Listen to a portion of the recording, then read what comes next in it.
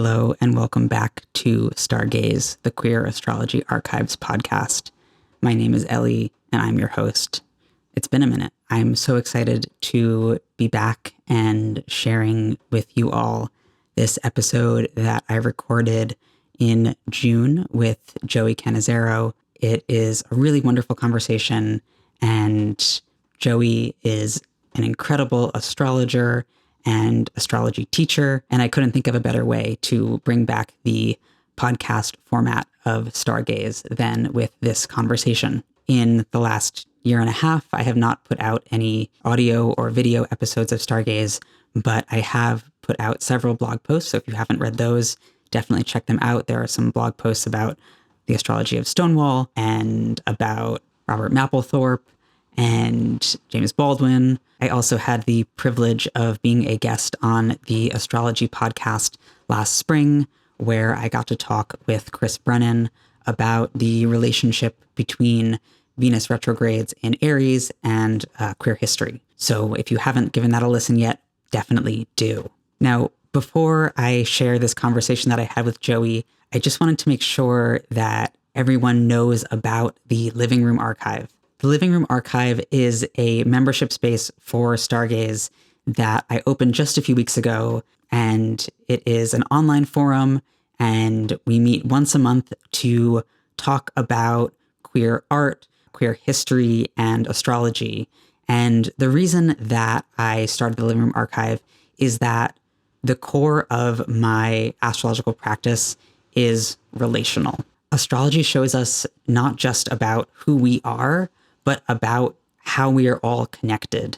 Our charts connect us to the aliveness of the world, to the aliveness of the cosmos, and to the aliveness of each other. Our charts weave an interconnected network and show just how deeply entangled we all are. And so in my work with queer ancestors through Stargaze, it's not so much about representing queerness in astrology, though I suppose that that is a byproduct of it, but it's about building deeper and more alive relationships with my queer ancestors. And of course, astrology allows this devotional work to feel less passive. By engaging with my queer ancestors through astrology, I'm not the passive recipient of their lives and their stories, but I'm able to engage them in conversation, to throw things back to them, to be a more active participant in that relationship. And one of my favorite queer ancestors, the filmmaker Barbara Hammer, has said that participatory behavior in one area can lead to participation rather than passivity in another. So by actively engaging with queer ancestors through astrology, that helps me to actively engage in all parts of my life.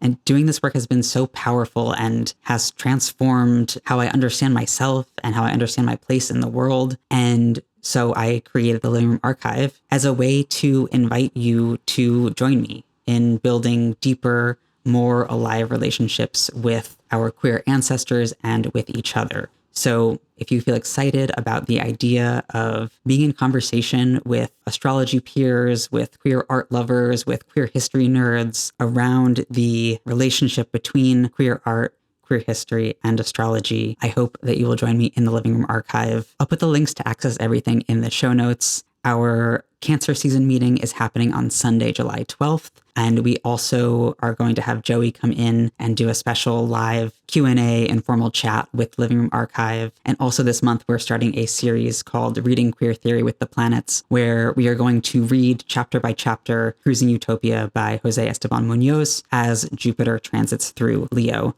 And that is going to start on July 29th.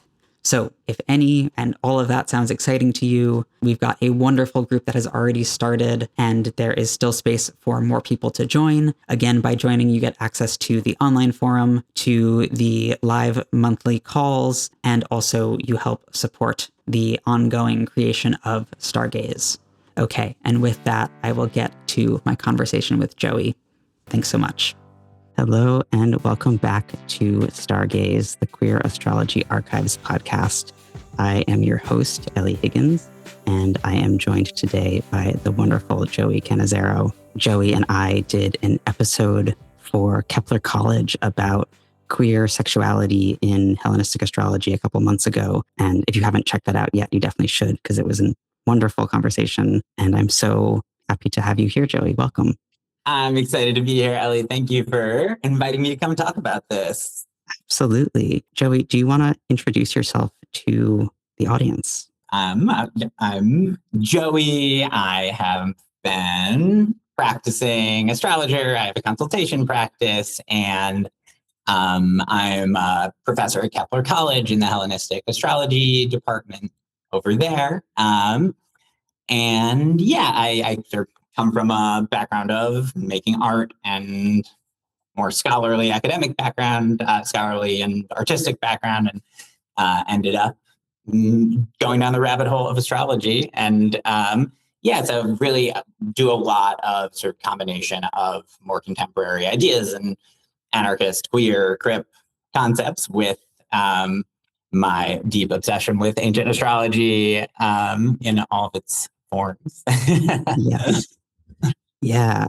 Joey is an incredible astrologer and is someone who is bringing together art and queerness and crip theory and disability theory and all of these amazing things that I think will make a lot of sense why we are in conversation. So, I should probably mention, that I write a blog every month, at least every month. I put out an article where it's, a place for me to explore ideas or active research. It's a little bit messy, but often these kind of rants and deep dives into a topic. So that's kind of what brought us here today. Also, that's Chronos and Chaos is my digital name for my blog, for my writing.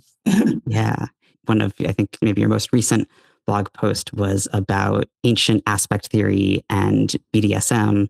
And I read it and I was like, will you please come talk to me about it? And so that is what we are going to be talking about today, is this kind of fun, bizarre overlap between ancient aspect theory and the language that gets used there, and BDSM and the language that we use there. And yeah. Yeah, I totally thought at first that this was just like something that I was noticing that was like, this is so funny that there are these overlaps, but I didn't really think I was going to do anything with it. And then was like, oh, wait, this is not just like a funny echo of language. There's like deep interconnection between aspect theory and in the Hellenistic moment and like actual BDSM practices. So yeah, I was like, now I've got to rant about it. Yes, thank you for ranting about it. Yeah, do you want to... I share some of the slides, images that I brought? Yeah, like Ellie and I were talking about this and decided it would be so much better to do this visually, because when you're talking about aspect theory, it's so much about movement and the choreography of the planets and the kind of visual dynamic of how two planets, two deities relate to each other in the sky. So it was like, okay, let's have some images that people can actually try to understand the aspect theory, not just sort of try to keep it in their heads or conceptualize something that's very physical and choreographic. Okay, so right off the bat, just crediting that this image is mostly Cassiope, lightly edited and combined with a model of planetary orbits. Okay, yeah, so this really began because I was doing research for a class that I'm doing this summer semester at Kepler College, and it's all about ancient aspect theory, and specifically, Demetra George calls them the special aspect relations. That's not a term that's used by the ancient astrologers. They're just talking about the aspects, but she uses that to kind of categorize something that's more specific than just whole sign aspects to each other. So a lot of it's degree-based, some of it's sign-based, but it's these very specific types of relationships that the planetary deities have with each other that are graphed by their relationship in the chart. And so, yeah, for this, I'm teaching a class that's entirely about this idea at Kepler College, and we're using creative writing as a way to, instead of, taking a chart and just identifying the aspect in it and doing regular chart analysis, we're kind of digging out the interior narrative or storylines that are buried in the ancient material, and then using creative writing to draw that out more and do a more deep dive into that.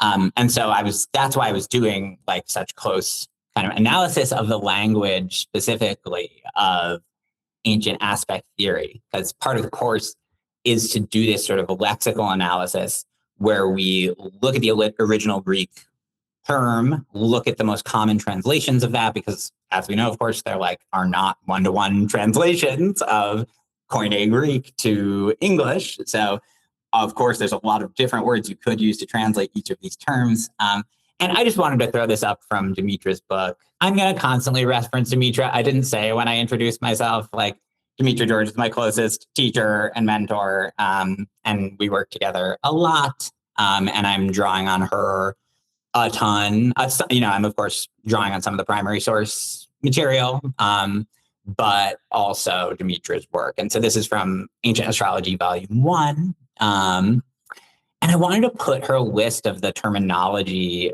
for the aspects and special aspect relations specifically because, you can see how incredibly evocative this language is. You look at this and you're like, oh my God, this has to be the most poetic and erotic part of ancient astrology. Yeah, it really is. So yeah, just the poetry and the particular language is so juicy. Juicy, absolutely. Yeah, right. You could choose any of these terms and probably go on a similar journey where you dig into every possible association. Just some of these, witnessing, obviously, or passing beyond, containment, intervention, just some of the ones we're not talking about today.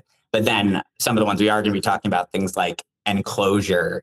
Containment is kind of part of enclosure, or a variation on enclosure. Domination, hard to look at that word without getting kinky and thinking about both the politics and power and the kink aspect of that word. But yeah, so this language, I just wanted to give you more than just the few we're looking at to give you a sense of how rich that is. And, I think that also has a lot to do with how much the planets were really thought of as gods and as deities that have these complex human-like relationships with each other.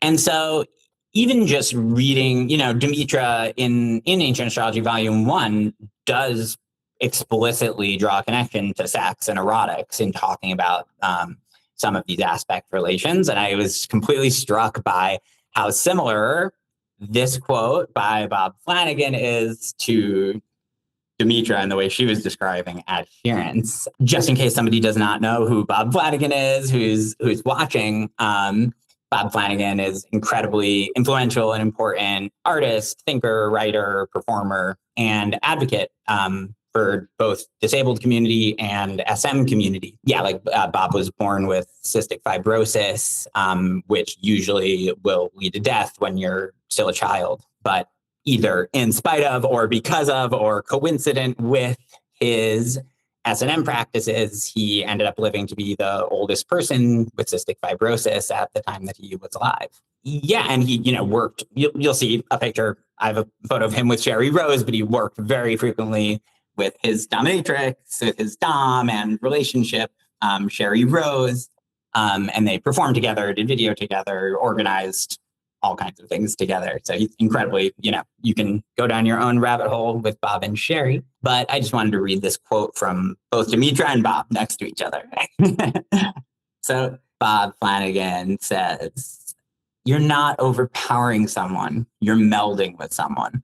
To overpower somebody is wrong, but to meld with somebody is a pleasure bonding, which if you crank up the juice with SM, you get more enjoyment out of it." And then seeing that alongside, Dimitra says, "Adherence is the closest kind of relationship. It points to the deepest kind of intimacy between two planets. The two merge into one as if in sexual union." Yeah. And I just want to describe a little bit the photo for anyone who's listening to the audio, but just next to these two quotes is this beautiful photo of Bob strapped down to a wheelchair, looking directly at the camera. And then it says, "Fight sickness with sickness." We'll get into this a little bit later, but yeah, the relationship between different types of malefic things we might choose and things we might not choose, and how some of these aspects give us some room to play with some more challenging parts of life. Yeah, absolutely. Well, and the sort of the value judgments that people place, and what is malefic for somebody is very benefic for somebody else. Mm-hmm, mm-hmm. So the terms that I essentially I didn't just cherry pick out of a list of 100 possible words, ones that might relate to BDSM. Really, the most key, most important, influential aspect relations, each pretty closely mirror not just some kink practice, but literally the acronym of BDSM. There's this incredible mirroring of the core practices associated with BDSM and the core aspect relations in ancient aspect theory. And so we're going to go through each of these. I'm going to explain the actual astrology of it. We're going to use chart examples of different artists or writers or thinkers who transgressive sex was part of their lives and their creative practices. And so the three main aspect relations that we're going to be looking at are adherence, which you can, I'm sure, already see in the word adherence that it is pretty easily translated as bondage rather than adherence. Adherence is just like adhesive, something that sticks to something else or binds something else.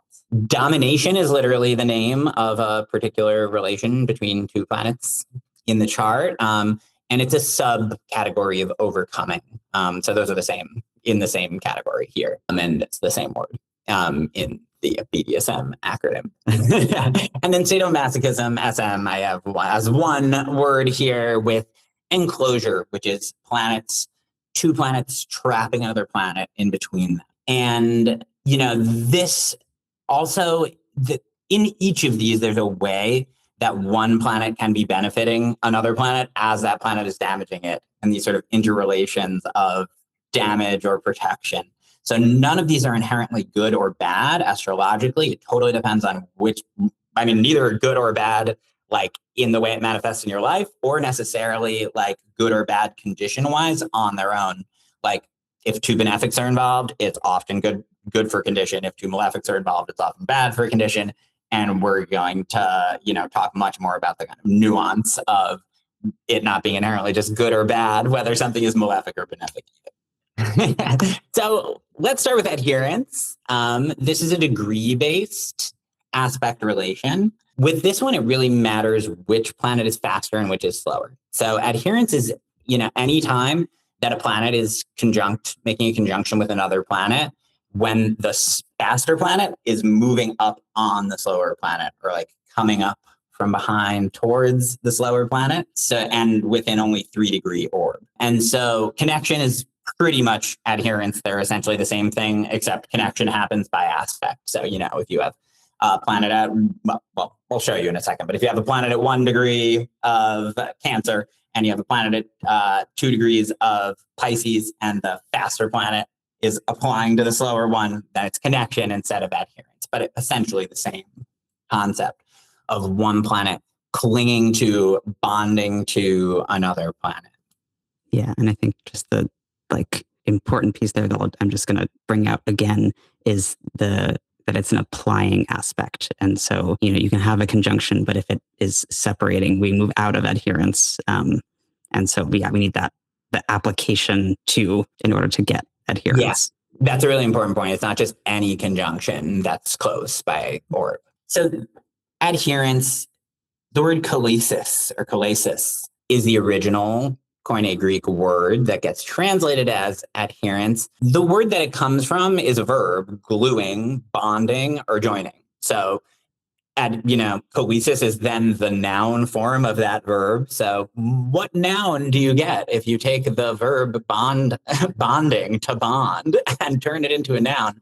You get the word bondage. That is the noun form of the verb to bond. And so adherence, beyond BDSM, in our everyday relationships, when I see adherence in a chart, I just start thinking about attachment, about what kind of attachment a person has, whether this is codependency, interdependency. In the class at Kepler that I'm teaching, we're going to be talking it's not a class that's all about BDSM, so maybe a little bit, but not entirely. So we're also going to be talking about other iterations of attachment, clinging, and talking about things like Mia Mingus's access intimacy, or Kropotkin and solidarity, these different ways that we place value judgments on different kinds of attachment, and also the sort of power of interdependency versus obsession with independence, capitalist independence. So yeah, like if, this is definitely one of the tools I use constantly in consultation to try to understand what somebody's relationships are like and what their kinds of attachments are like. And maybe you do too in your... I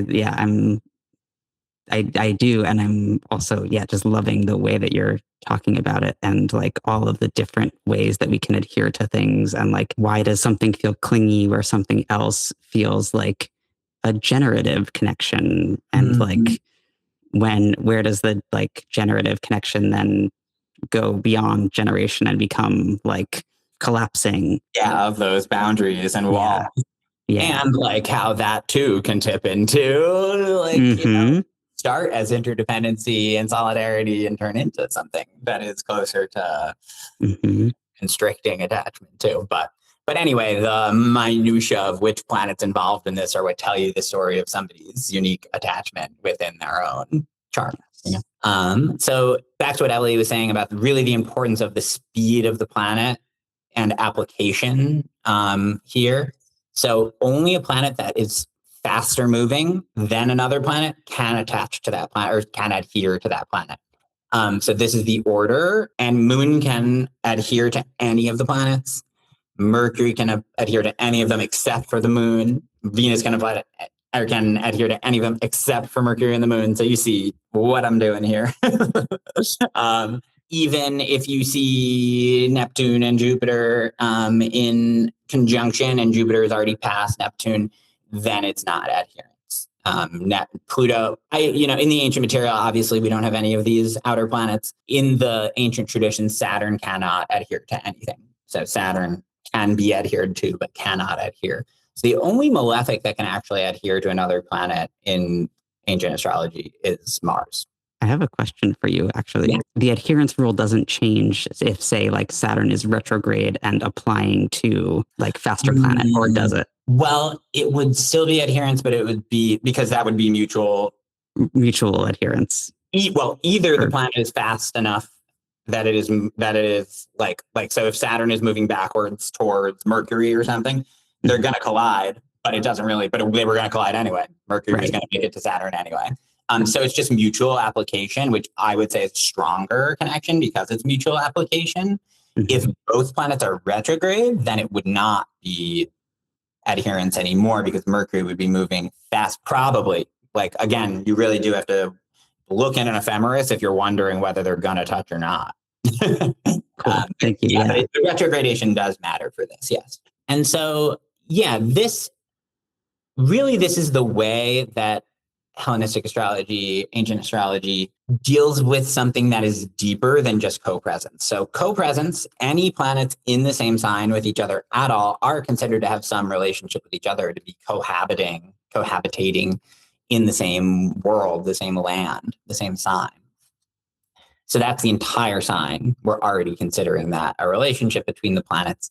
Then there's this, they get closer. the subdivisions get closer. So then the next one we have is assembly. So anytime that planets have collected together within the same 15 degrees of the chart by conjunction, then it's called assembly.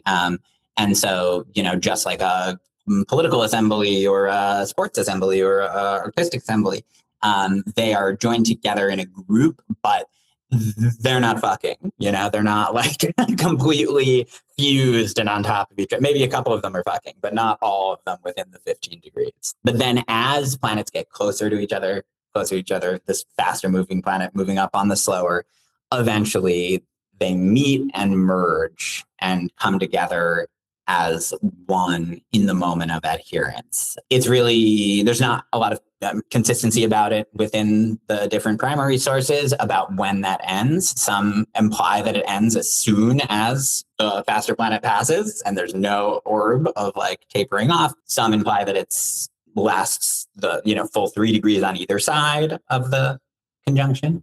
But the important thing being that in those 3 degrees is where they're bonding to each other, binding to each other, and merging. Did I go too fast past anything, or do you think we can look at a chart example? I think we're good. Let's look at some charts.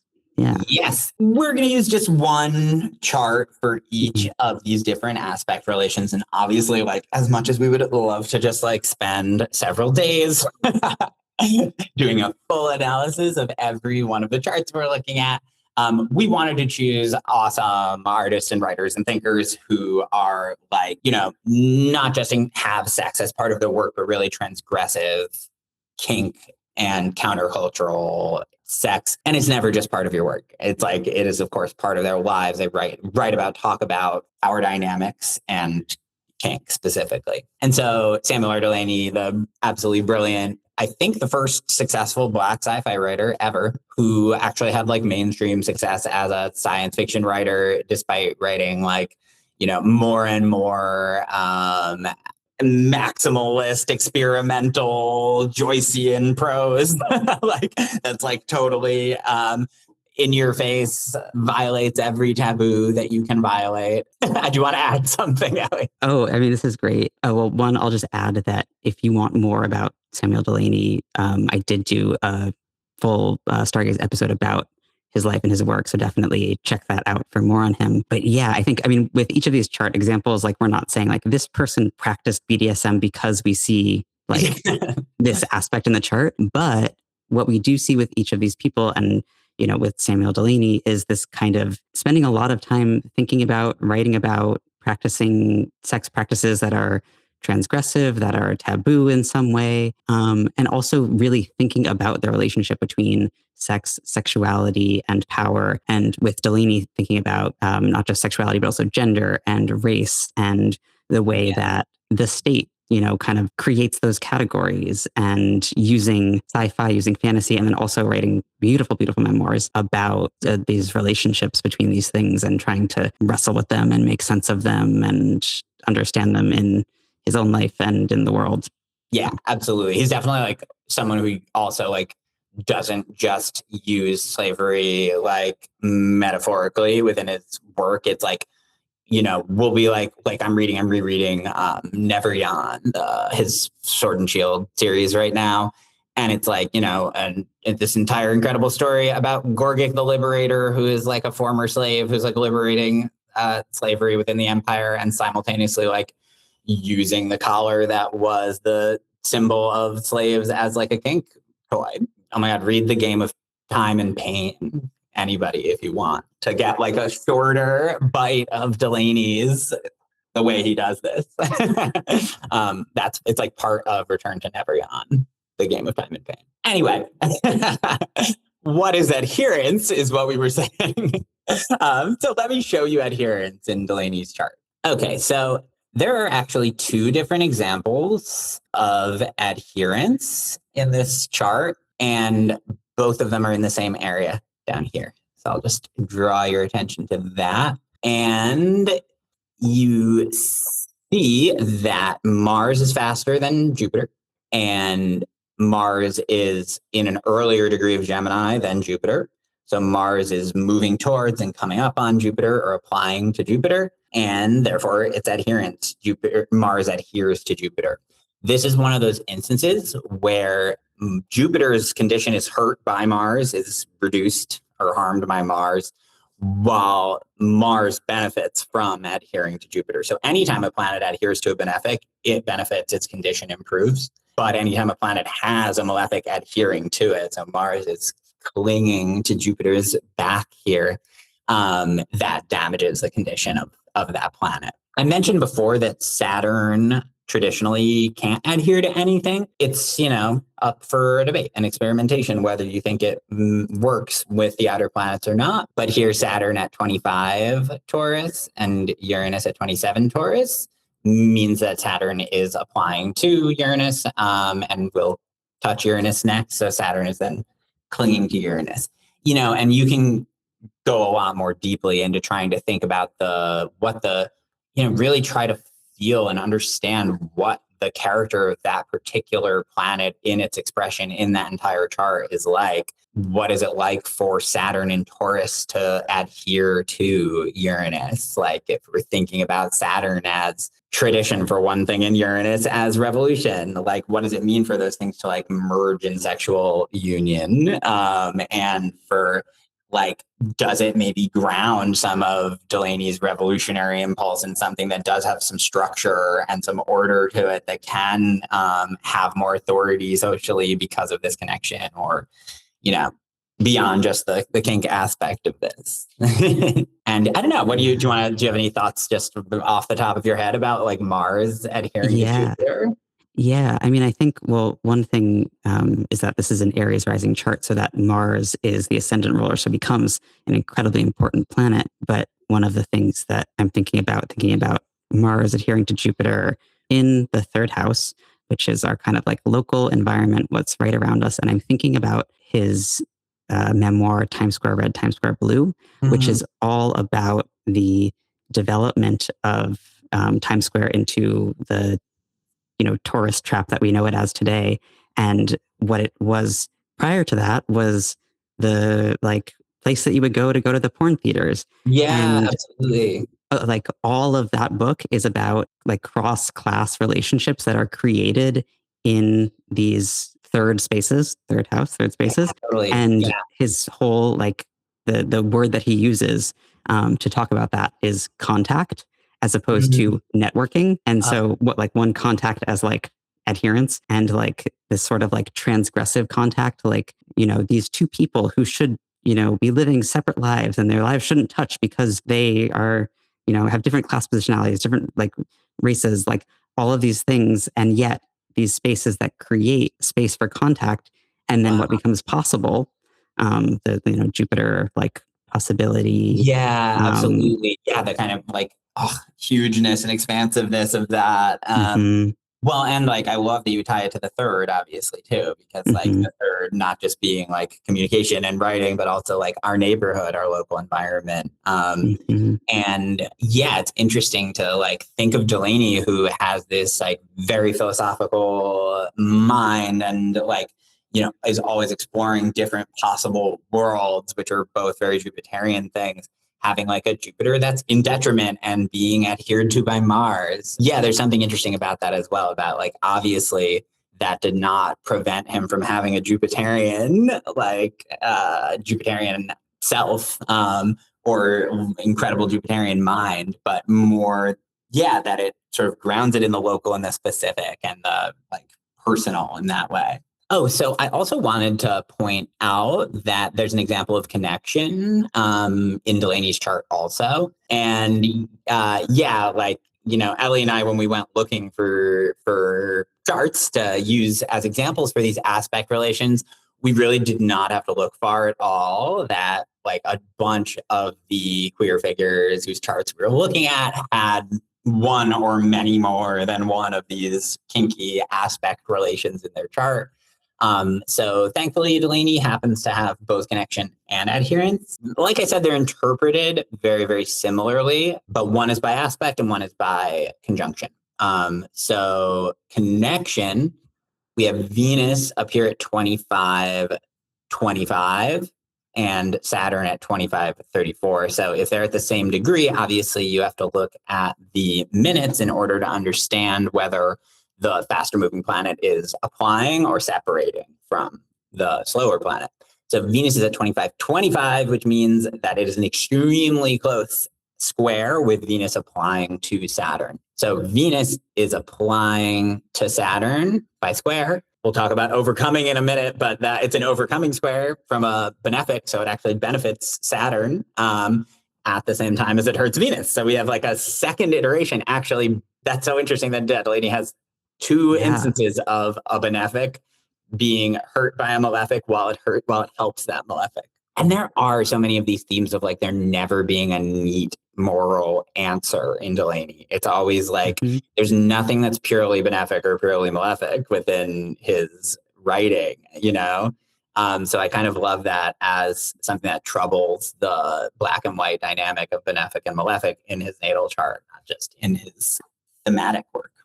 Yeah, and we know from being alive that like very few experiences are like wow, this is purely good, or wow, this is purely bad. Yeah. Most things have, unless your chart is set up in such a way where the benefics and malefics don't touch at all, like most people have some like relationship where it's like, oh, this exciting thing is happening.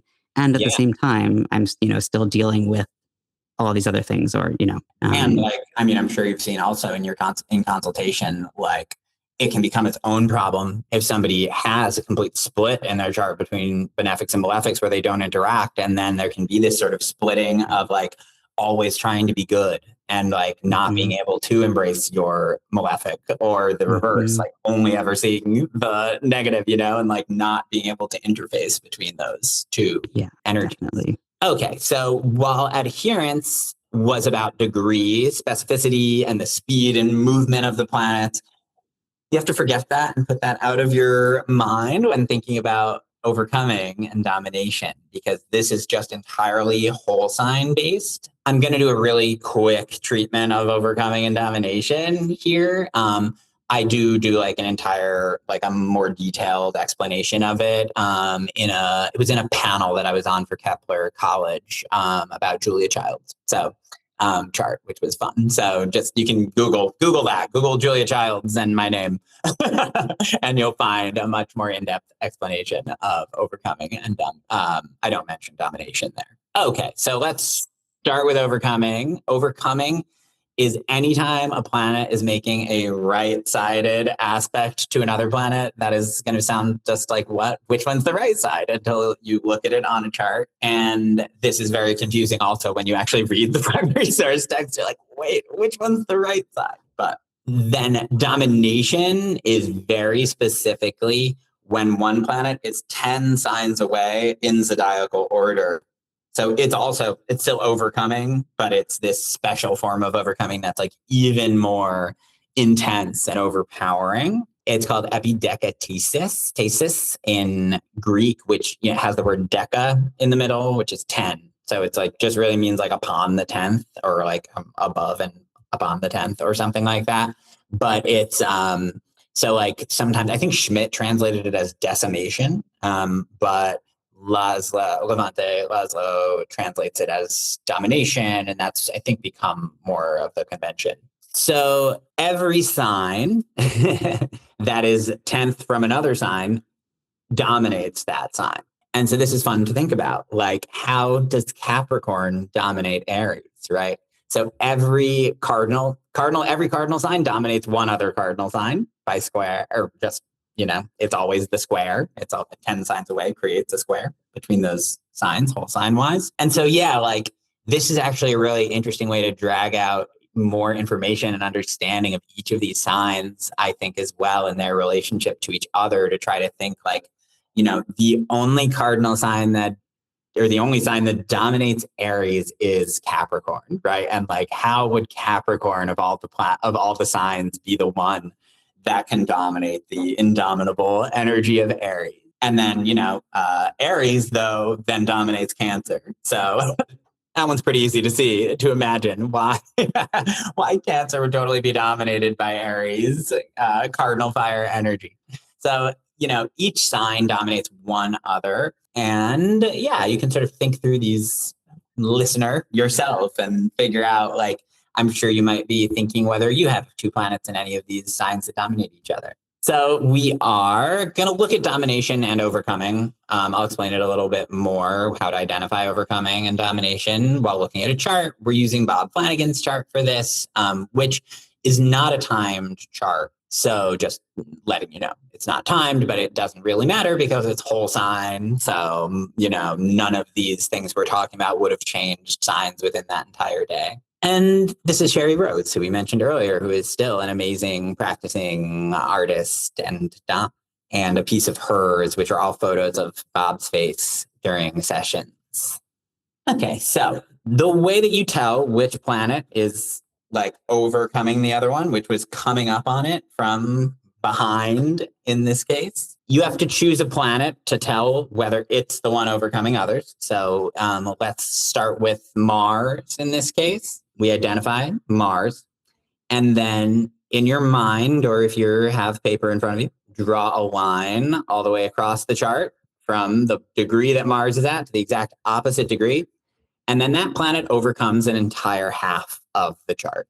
So Mars, line across the chart to the direct other side from 2651 Aqua Aquarius to 2651 Leo. But then which side does it dominate? Because or does it overcome? It overcomes an entire half the chart. But the way that you figure out, like I do this trick in my head, and I don't have to do it anymore. But for a long time, I always did this trick in my head to make sure that I could actually remember which one.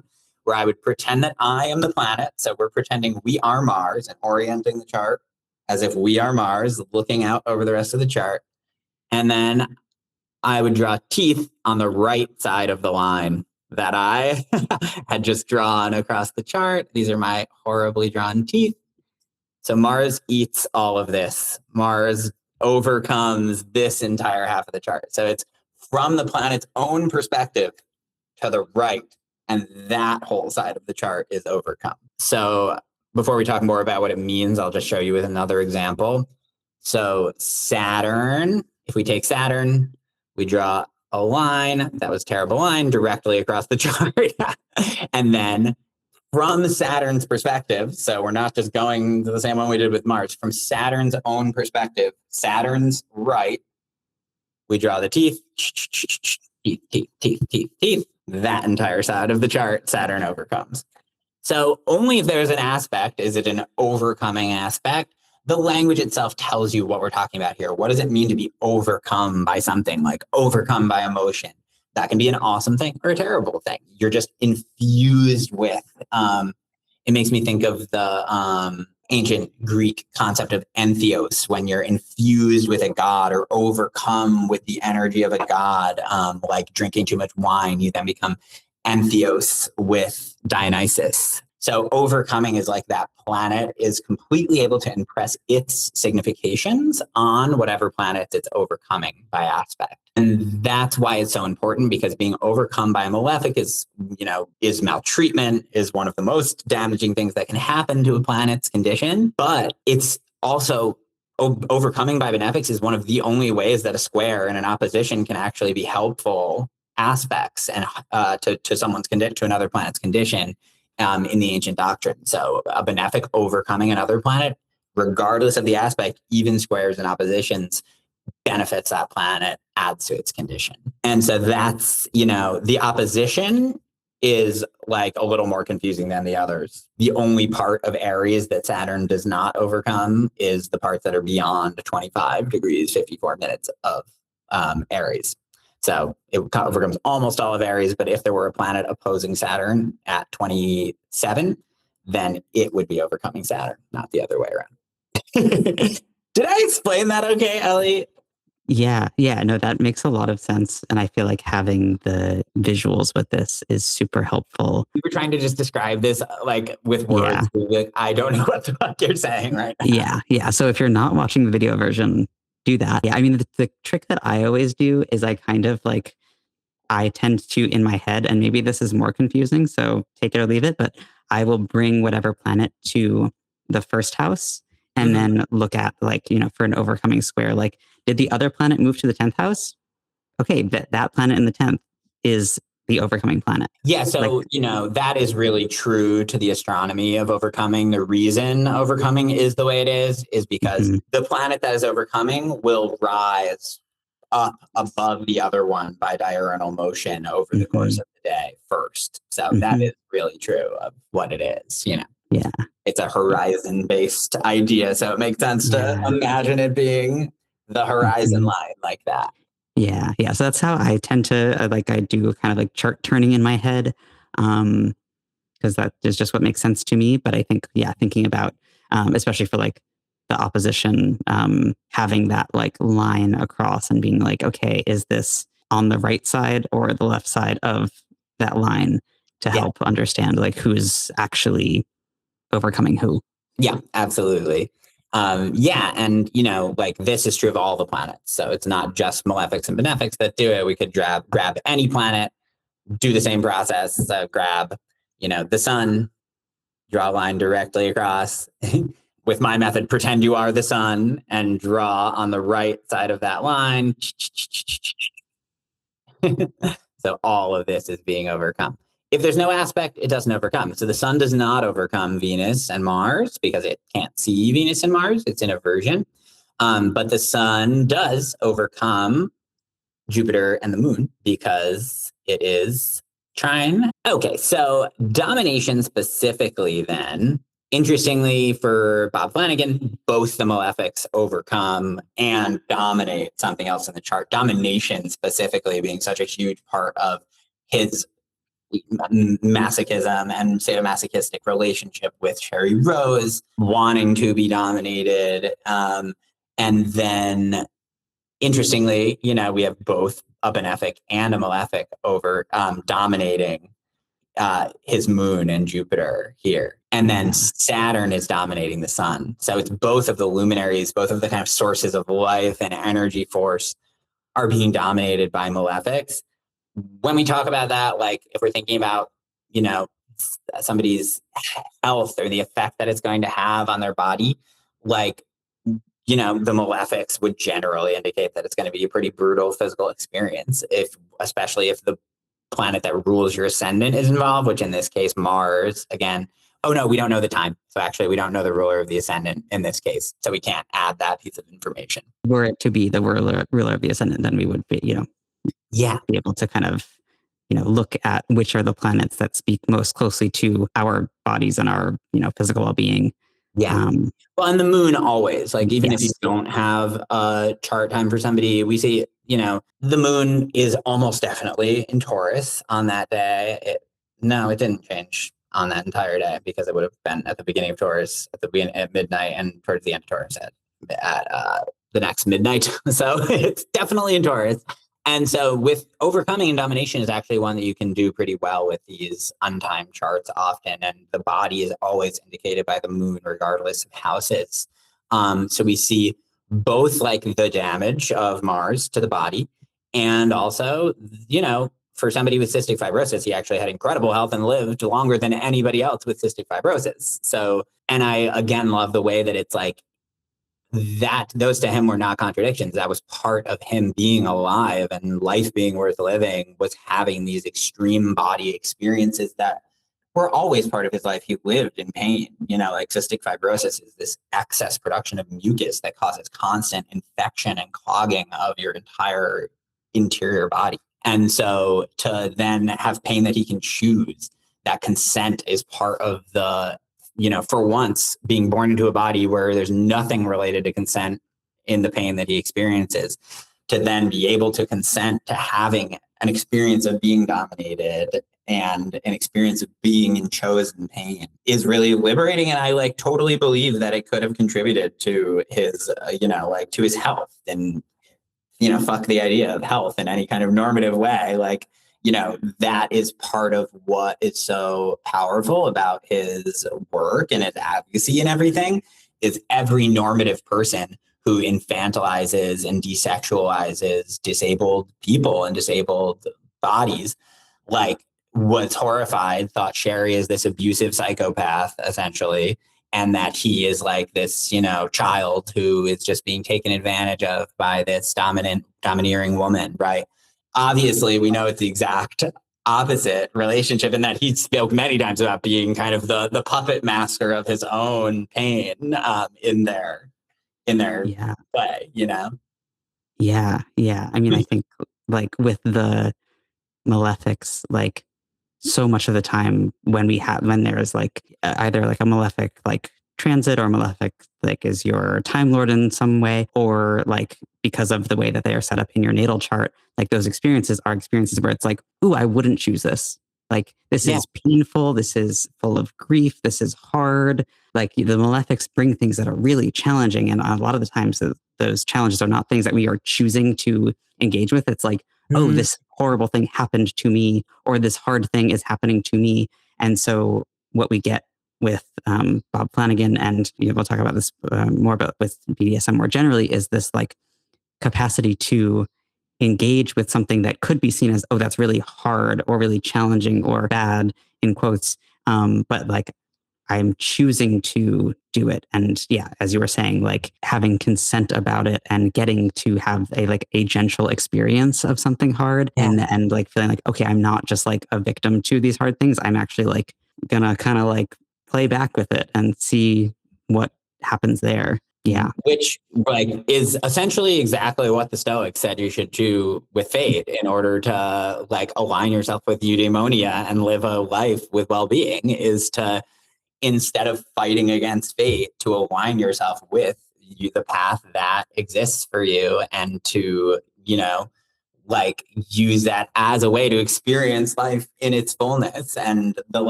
we know that rejecting the reality of your experience is harmful to you. And so, even things like, yes, it's incredibly powerful to experiment with letting go of control and surrendering consensually in a safe space if you have that privilege. A ton of people who are in SM community, disabled community, queer community, like you don't have the choice but to experience those brutal physical experiences. In addition to the ones you have chosen, there are ones you cannot choose that are not consensual, that are either done to you by human beings or by, the body and fate, or some combination of these things. But the sense of saying, instead of rejecting this thing about me and this part of my experience, I'm going to experience it in its fullness because this is my life and I don't want to not live my life. Yeah. And, this also is really interrelated with our conversation about gender and Hellenistic astrology too, I'm realizing, because, we have Mars, or we have Venus in a Saturn sign co-present with Mars. So lots of interesting gender stuff that we won't go down the rabbit hole of right now going on with this. And and just with the interdependency of the malefics and benefics, that, they have different kinds of malefic effects. And so Saturn is more constriction and control, and Mars is more, cutting and severing and outward volatility, right? And they are actually, their Saturn is overcoming Mars by trine. Saturn is also overcoming Venus by trine, and Venus is ruled, both of them are ruled by Saturn. So we also have this sort of push and pull of power and empowering through something that is constriction, actually. In the case of Saturn overcoming that. Yeah. It's amazing how when you actually just kind of break down the like technical pieces, you get these really beautiful stories that then map very clearly onto someone's life. This is what I love about the actual words themselves having this dense poetics and erotics to the words, that it's like, with a lot of Hellenistic astrology, it can be hard to translate it into language that has meaning for people who aren't studying that, And I don't think that's true with the aspects. With the aspects, I'm like, it's just right there. I just have to say what is going on, and you're going to already be making connections and drawing out really interesting stories about your own life, or about, whoever's life you're thinking about. Okay, so filling all of your brains with tons of information very quickly. I'm gonna just walk us through enclosure, which is definitely the most complex technically of these three. Yeah. So Kathy Acker was primarily a writer and an artist of many talents who wrote books, turned some books into plays, was doing all sorts of fun artistic stuff, and was writing books that were weird and transgressive and just so fucking in your face. Like I always, my first descriptor with Kathy Acker is just like, she just like grabs you by the throat and does not let you go until the book is over. And just like so explicit. So everything a woman was not supposed to say in the early 80s or late 70s, or, like just transgressive and countercultural in a way that was so punk and so just rejecting of any rule or constriction about what you are or not supposed to do in writing and life. And her life was like deeply integrated with her writing, that, she did sex work and wrote about those experiences biographically and fictionally, and was, like really like living this life, not just representing transgression on the page. Yeah. Can I just describe this photo that you have of her? Because I feel like that also just will give such a clear image. So this photo is she's kind of like looking over her shoulder and is shirtless, and you can see she's got like tattoos all over her back. Her head is like her hair is like basically shaved off. She's got cool sunglasses on, a bunch of earrings. It looks like she's on a motorcycle. Like, if you saw her on the street, you'd be like, whoa, she's like such a badass. That is the coolest motherfucker alive, is what you would exactly. Yes. Thank you for that. I feel like that. The visual really, you're like, oh, she's like way too cool for me. Yeah, exactly. I was like, I loved choosing this picture for that reason. Like, just like her energy, who Kathy Acker is. Yeah, like just to throw out like some titles for people who want to go look up her work. Like some of my favorites are like Empire of the Senseless. It's utterly brilliant. Blood and Guts in High School is really, really famous, brilliant. Great Expectations, which I'm just going to say, Great Expectations by Kathy Acker. She wrote so much and so incredible. So she has a bunch of different of the aspect relations going on in her chart. Enclosure can get a little confusing. Enclosure is when two planets trap another planet in between them. And they can do that either by conjunction or by aspect. And so in Acker's chart, the one that we're going to look at first is malefic enclosure of Mercury. So you see Mercury is up here with Mars. Mercury at 3 degrees and 18 minutes of Aries, and Mars at 5 degrees and 4 minutes of Aries. So you can see Mercury is applying to Mars in this instance. So we already know it's actually adherence too, that Mercury is adhering to Mars. And thank you for doing that, for describing the degree that they're each at for listeners. So we see that we have one of these special aspect relations already, that it's Mercury adhering to Mars, but it's actually enclosure because by aspect, Saturn down here is at 2 degrees of Leo. So Saturn's trine, like if you imagine, we talk about it as the rays of Saturn in the primary source texts. And so Saturn is casting a ray to 2 degrees of Aries, which is just behind Mercury. And so Mercury is moving from having touched Saturn to touching Mars next.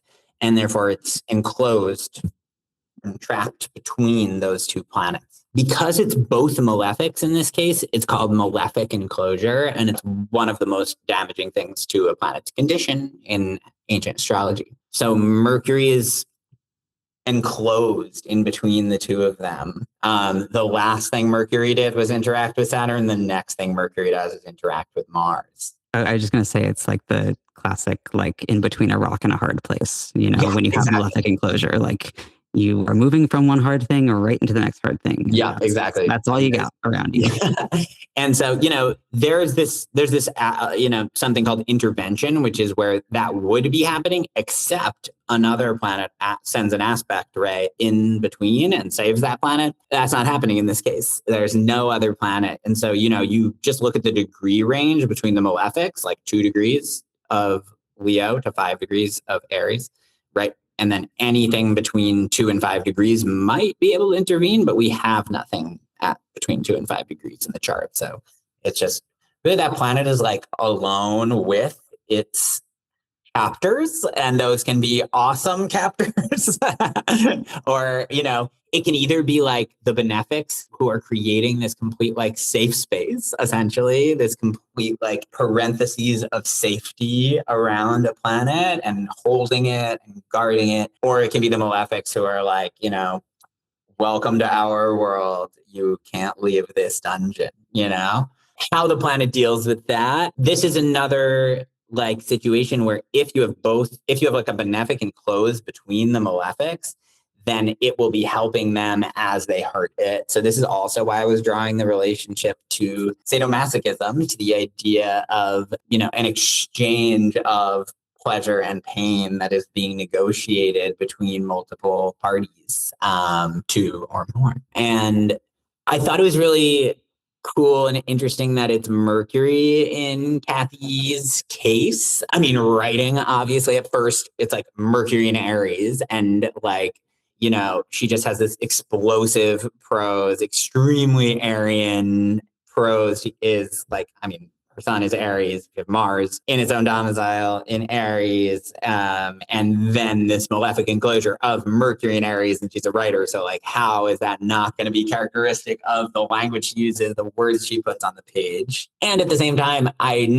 just thought, like, when we were looking at this, about how Mercury's the planet of thieves, and she was like really into thievery, robbery as an artistic device. I mean, as something real, as actual robbery, but as like an artistic device, and as something that she regularly used intentionally in her work. She like is like, you're about to read plagiarism, and I'm not telling you which parts are plagiarized, you know? So she like I laughed before and I said Great Expectations, because like she just is like, I'm not going to give it a different name or a clever reference to Great Expectations. I'm just going to name my own book Great Expectations, and I'm going to rewrite the story like to be my completely queer erotica version of this, you know?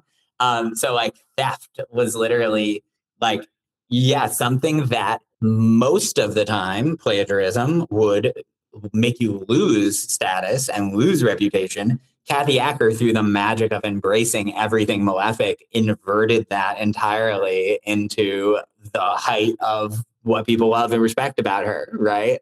So there's that kind of punk reversal that she manages, that's somehow embedded in this dynamic that like should be hurting her Mercury, and instead it seems like she's just like, yeah, I'm the devil, and like that is, you know, you're gonna love me for it, you know? Yeah. I'll just add, like, typically with plagiarism, it's about like hiding that you have plagiarized something, and like you are like trying to pass somebody else's work off as your own, and you don't want anyone to know. And in this case, because we have these, you know, prominent malefics, it's not like, oh, I'm going to hide it, I'm going to pretend that I wrote it myself. It's like, no, you are going to know that I stole this thing. Everybody is going to like recognize Great Expectations as a title somehow by like choosing to embrace that and like publicly embrace the thievery. It becomes like, yeah, great. Like that's part of what makes you you, as opposed to like trying to hide it and then being found out. And then that like, yeah, like downfall. untying this like guilt and shame and need to hide, which is like, you know, part of like what makes each of these figures so powerful, is their, you know, first of all, living in a world where it's much more dangerous to be queer than the one that we're living in, and we're completely unwilling to hide their subversive, you know, taboo qualities. Like very similar to like, you know, Delany writing Hog, where it's like, Mhm. you know, instead of trying to, so like Hog is this Delany novel. It's like one of the most difficult to read texts ever. It's so disturbing. But Delany has said essentially that it was his way of taking everything that is said about Black queer men and amplifying it times 1,000 to scare the living shit out of upper class white people. That it's like, Mhm. you know, and that is part of his own fantasies, because that's part of it too. That it's not denying, not like pretending that that's not part of it, but just refusing the shame of it, and instead being like ostentatious and flagrant about violating those rules, and actually like using maleficness as a strategy, as a political strategy to scare Mhm. conservative people and racist people, and just normative people, even people who aren't the most explicit, you know, defenders of the status quo, Right. but would be, you know, mortified by him using this material. And so it really, like, I think, like, completely punctures like the liberal myth of, you know, kind of a safe politics, Right. politics at the same time. So Mhm. yeah, I really think Acker is along those same lines in her approach to just like, yeah, like flagrant violation of etiquette and politeness and behavior. Right. It's sort of this like, okay, you think I'm a monster, like I will show you. like what a monster looks like. And then, you know, with Delany, with Acker, like using art as like, okay, here's like, I can put all of the like hard things, all the taboo desires, all of the like things I shouldn't want into art. And that is like creates in those like same way as BDSM, a like safe container to like examine and like spend time with these things that like, would be different if we were like enacting them. That's a good point too, that it's like, there are these spaces of play, like writing, like kink, where like you can totally violate normative ethics and then for people to think about it because there's not a person being hurt in that situation, you know, it's consent based, you know? And so like, I do think that's such an important part of what they're doing. And at the same time, I think that power, the power of them being somebody who you're like actually a little afraid to read, right? Like I'm afraid of what people will think of me for reading Hog or for reading, you know, some of Acker's work, like, but I'm reading it anyway. And it's like that is so much more potent and more actually likely. Like, I feel like as much, I mean, I love so many different Delany novels, and Hog I found like actually unbearable. But of all of his work, I think that's the one that like might actually like frighten the right people in a way that could like change their behavior. Like, you know, like, no, you're like, if you're afraid of me, then you don't have the same power over me anymore. Yeah, because these are people who are both like perceived as monsters because of taboo sexuality, because of gender, because of race, but like don't have a position of power, like because of those same things. And so then this is sort of like, as you're saying, like, okay, now if you're afraid of me in some way, and I've chosen that, I have some power, as opposed to like, you're afraid of me, but you have power over me. Absolutely. So I just also, there is one more enclosure happening just to get the technical side of it down here. And it's interesting because it's like, she has both malefic enclosure and benefic enclosure. She has like the best and worst things that can happen through aspects in her chart. We also have these two planets you see are so close together, Venus and the moon. It's not adherence because the moon has already passed Venus, but Jupiter then sends a ray to 25 degrees of Pisces. And so the moon is actually enclosed in between Venus and Jupiter, and it went from Venus to Jupiter. And just like the other dynamic where Mars is the ruler of the sign and is participating in the enclosure, in this case, Jupiter rules the moon and Venus, who is exalted there, and they are together enclosing the moon. So what a complex and interesting dynamic. I mean, and then these are all clustered together up here at the top. I do want to say something very, very briefly about the fact, in this case, it is the ruler of her ascendant. We do have the time, or we have a pretty good idea that this is the correct time of Kathy Acker's chart. And so Mercury is not just the natural ruler of writing and robbery, like we were talking about. It's the chart ruler. It's connected to her health and her body. And so, you know, Kathy Acker did die at an extremely young age, at 50 years old of breast cancer. And so the planet that represents your body being enclosed by malefics, it's definitely not like we're saying just because you embrace these things, you don't experience pain and difficulty and suffering related to difficult placements in the chart. And she wrote about this. What is the name of the essay that she wrote that's exactly about this? The gift of illness or the gift of disease? I can't remember. I think it's disease. I think it's disease. So I just wanted to note that also. Do you think so?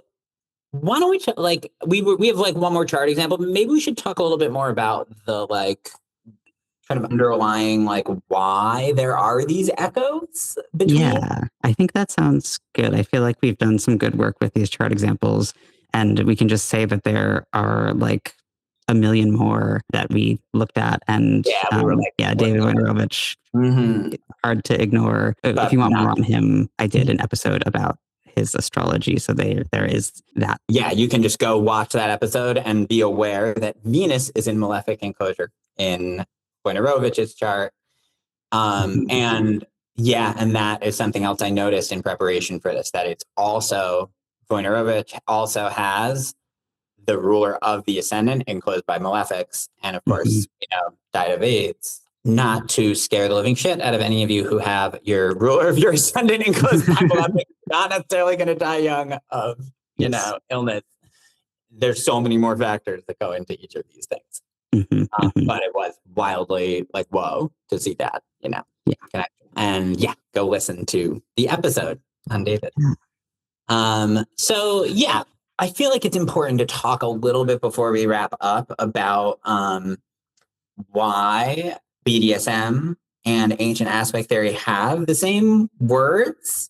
Yeah. Like are literally using the same vocabulary and have the same language. And I think the answer, I'm like pretty sure I have an answer to this question. Obviously, there's not just one answer to anything, but there is a pretty clear line of evolution from one to the other. There's a pretty clear commonality, which is slavery and debt relations. That really it's a coincidence of the fact that both ancient aspect theory and BDSM are based on slavery, and I'm based on the vocabulary of describing bondage, in the instance of being bound to being indentured, either an indentured servant or a slave. And I think people don't really know that in the Hellenistic period, in a lot of different ancient cultures, but definitely in the Hellenistic, Mediterranean, and West Asian, North African cultures, there was the possibility of becoming a slave, even if you were born wealthy, even if you were a citizen of, even if you were a citizen of empire, you could end up becoming a slave through debt, really through, debts, through not being able to pay your debts, or, being captured in war. And so there's the language of slavery is all over the primary source material for Hellenistic astrology. Pretty much as soon as you start actually reading the ancient text yourself, slavery, you'll see slavery constantly coming up. Dorotheus uses a slave example in describing what application and separation are. He, in the Carmen, is talking about, I think it's the moon moving from Saturn to Jupiter in the chart of an escaped slave, is escaping from slavery to freedom. And so, this concern, it's first of all, is a concern that people would come to consulting astrologers with all the time. They wanted to know whether or not they would end up in slavery. But also, it was a deeper understanding of the way that debt and power and slavery underlie a lot of human relationships generally. And so, in creating this language to try to talk about the gods, the planetary gods, and their relationships with each other, they would have to use the language of debt, power, and even slavery in order to articulate what those relationships are like. And that is not different today. That is still very much true. And it's definitely why BDSM has consciously taken on the symbols and language of bondage and slavery in order to perform those power dynamics. And so it's like, it's not really a coincidence, and it's not really just echoes. It's like quite literally that they're both ways of grappling with slavery, I think. Yeah. Yeah. And I think like it's important to name like the slavery and indentured servitude in ancient Hellenistic world is different than like transatlantic chattel slavery that happened in North America, South America.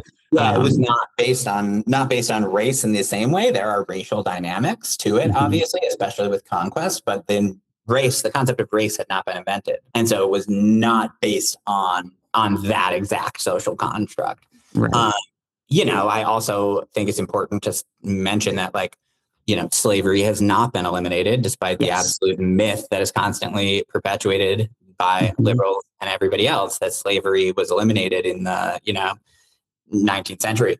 That is a fucking lie. There are more owned slaves in the world today than there have ever been in human history. Not a higher percentage of the population, but more human beings, which who fucking cares about percentages? I'm talking about the lived experience of a human being who is alive. There are more human beings living the life of an owned slave today than ever before. And so, and beyond that, that's the people who are owned slaves of another property of another person. Forget about all of the other ways that wage labor creates slave-like conditions and servant-like conditions, so that's all the kind of, obviously, the negative experiences of those dynamics of debt. But I also mentioned in my article, and I think it's also like important to touch on at least for a second, that just like debt to other people is not inherently in itself a bad thing. So like in David Graeber's Debt, the First 5,000 Years, which is like incredible book about debt and the history of debt, or anthropological history of debt. He talks about how like within a gift economy, you would never want to be out of debt to another person, and you would never want them to be out of debt to you, because by giving somebody a gift that cannot be quantified, then you actually build a stronger bond and connection with that person. And then there's like no such thing as a world in which people only exchange things that had equal value with each other. That's like a lie that's told in economics textbooks, but that society never existed. In actuality, you would just give stuff to somebody who is in your community, and then later they would give stuff to you. And a chicken was something that had no value. There was not a pair of shoes that equated to a chicken. It's like, no, a chicken is a life that doesn't have a value you can quantify. Therefore, I'm giving you this thing, and you are one day going to give me a gift that's also unquantifiable, and that will continue. And so understanding that these relationships of debt and mutual dependence on each other is embedded in the system too, not just the negative aspects of slavery, or else they wouldn't be also some of the conditions that are the most beneficial for planets, obviously, right? Right. So it's really it's about power, undeniably, but also about the ways that we protect ourselves from coercive power and, through solidarity and mutual care, I think.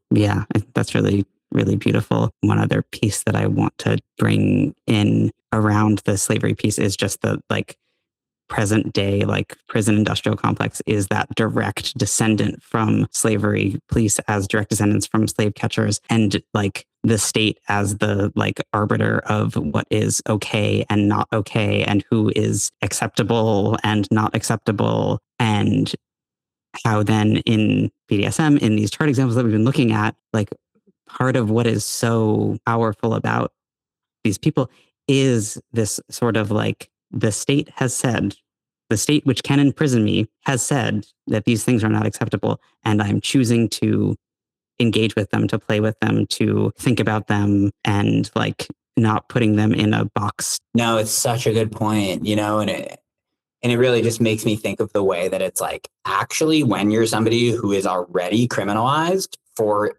existing, it does give you a certain power also that you, even if you try to hide away, just being alive and being who you are puts you in danger, and you could end up criminalized, and you could end up in danger of, the state. And so why not take that extra step and go beyond and not hide, not try to minimize, and, instead embrace that malefic power? It's like you were born exposed to malefics. So why not bring them into yourself and take them on as your own and challenge the state through doing things that are criminalized? If anybody, I did just put a couple references of scholarly texts that deal with BDSM and slavery, because I don't really like when the queer community just uses the aesthetics of slavery without actually thinking more deeply about what that means. And I think that because of a lot of who was represented in media in the 70s and 80s, when queerness was becoming more visible, people who are represented publicly often are more white gay men. And so, I don't want to go to a fucking party and show up and find 500 white gay men in slave collars, Yeah, I just wanted to give a few suggestions for full books that if people want to dig more deeply into this conversation of power dynamics and kink and its tie to slavery. Disidentifications by Jose Esteban Munoz is such a good text for this and for, I mean, a lot of the different power dynamics we've been talking about. Sensational Flesh is newer. It's not like brand new, but it's newer text by Amber Jamila Musser. That is probably the most explicitly about exactly what we're talking about.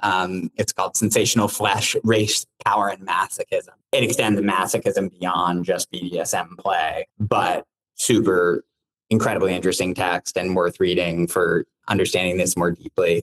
Sadia Hartman's text is not about BDSM, but again, like this is about actual slavery. This is not just metaphors and performance. So I did want to include a text that really, is about spectacle within actual chattel slavery in the 19th century. So, these are just three. There are so many different books that we could reference for this. In my blog piece about this, I have a really great quote from Johanna Hedva, who is absolutely brilliant, has an entire book called How to Tell When We Will Die on pain, disability, and doom, and a particular essay called Can I Hit You? That is one of the most interesting engagements with these ideas that I have read. And there are, a few different artists that I reference that are working in the, space of BDSM power and anti-state projects. So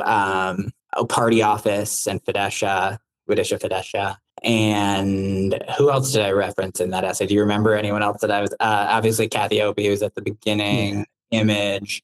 There were a few. yeah, certainly Bob Flanagan. Oh yeah, and you and I were talking earlier about like the One Archives in LA. Does have some, there's a digital presence and physical archive that's incredible for doing your own research on any of this.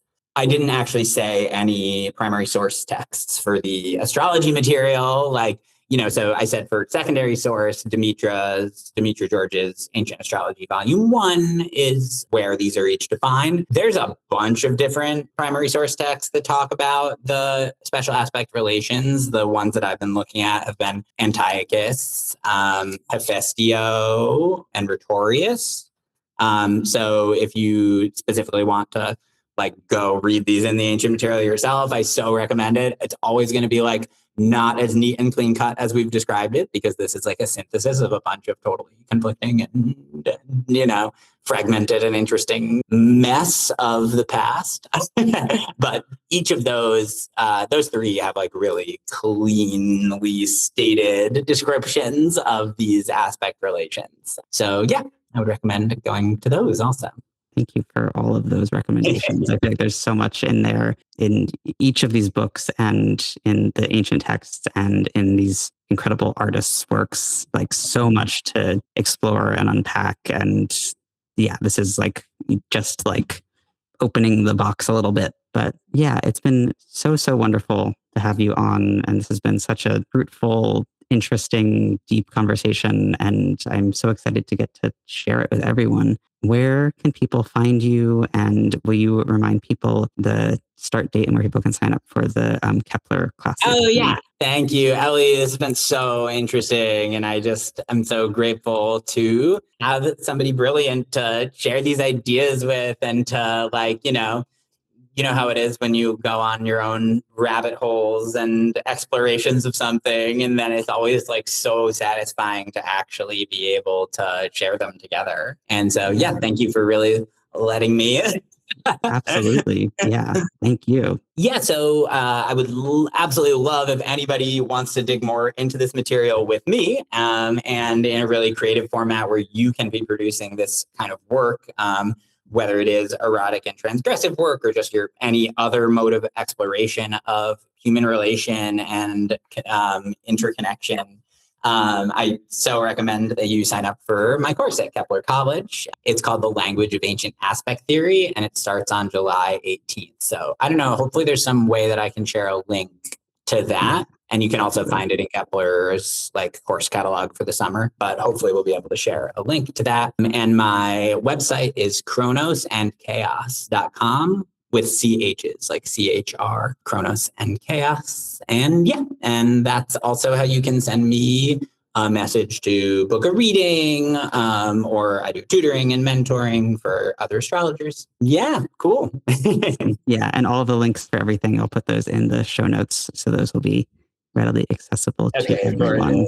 Well, I can't wait till the next time. I hope we do more. One of many.